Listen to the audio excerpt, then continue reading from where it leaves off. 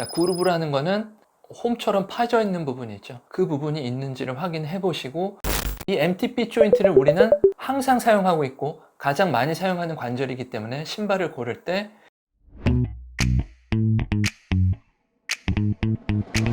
우리가 살아가면서 제일 많이 쓰는 관절이 어딜까요? 발목? 손목일까요? 손가락 관절?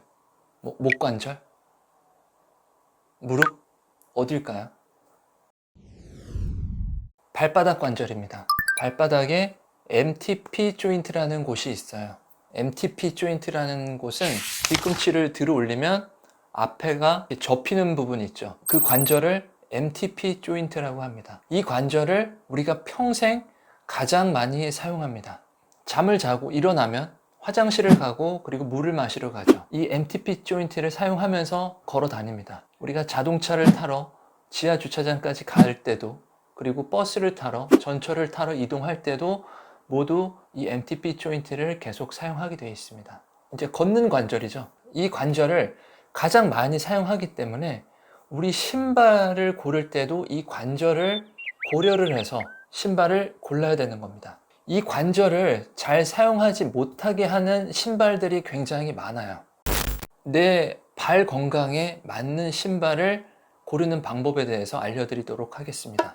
자, 저도 신발을 굉장히 좋아하고 신발 디자인을 굉장히 좋아해요. 좋은 브랜드들 많죠. 신발 MD들이 만들 때 그냥 만드는 건 아니에요.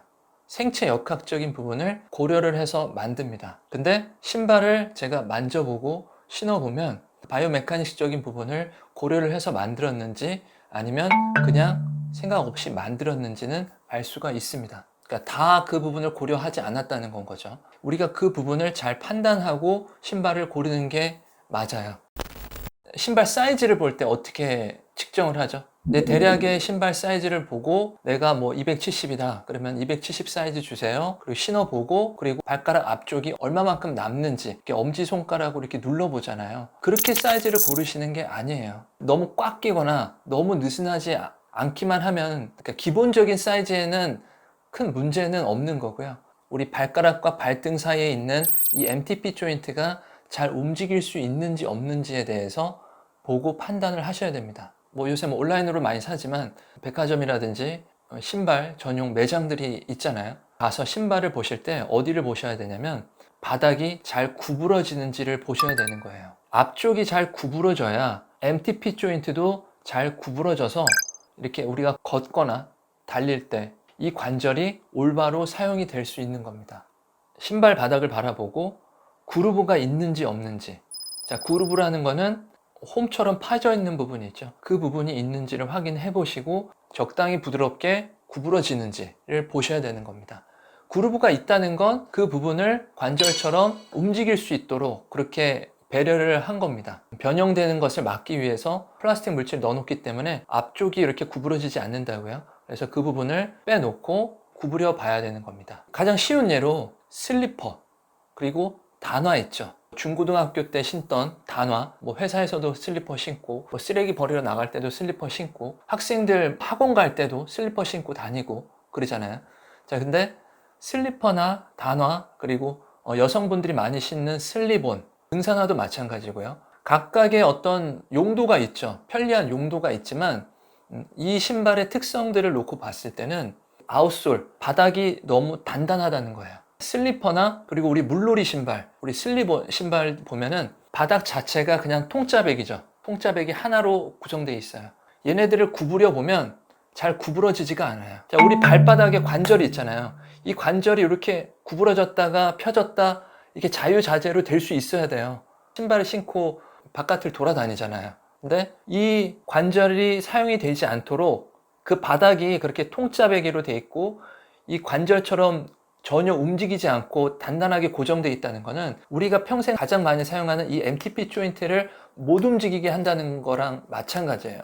자, 그렇기 때문에 이 앞쪽이 잘 구부러질 수 있는 신발을 신고 다니셔야 되는 겁니다. 우리가 쓰레기를 버리러 나갈 때는 저도 물놀이 신발이나 이런 슬리퍼라든지 이런 거를 신고 나가요. 왜? 잠깐이니까.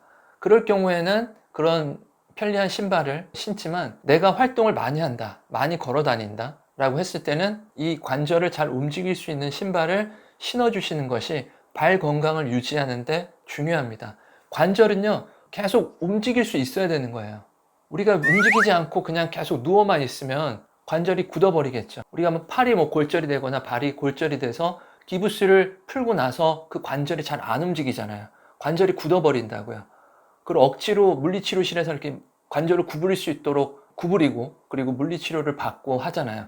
관절이 부드럽게 움직이기 위해서 그렇게 하는 거거든요. 이 MTP 조인트를 우리는 항상 사용하고 있고 가장 많이 사용하는 관절이기 때문에 신발을 고를 때 이 앞쪽 부분이 잘 구부러질 수 있는 신발을 사셔야 되는 겁니다.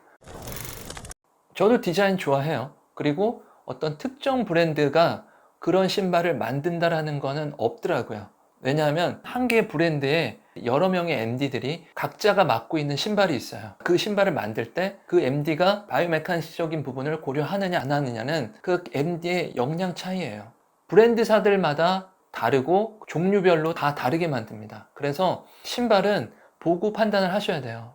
움직여 보고 내 MTP 조인트가 있는 부분이 그 부분이 잘 접히는지 적당하게 잘 접히는지를 보고 판단하시는 게 발 건강을 유지하는데 굉장히 중요합니다. 발 건강은요, 몸 전체의 건강을 좌우한다라고 보시면 됩니다. MTP 조인트가 잘 움직여야 발목도 잘 움직이고 무릎도 잘 움직이고 고관절도 잘 움직일 수 있기 때문에 그렇습니다. MTP 조인트가 잘 못 움직이면 우리 종아리 근육이라든지 햄스트링 이쪽 근육의 문제들이 계속적으로 발생할 수밖에 없어요. 건강한 신발을 신지 않고 내 발에 맞지 않는 신발을 신지 않고서는 그런 문제를 해결할 수가 없습니다.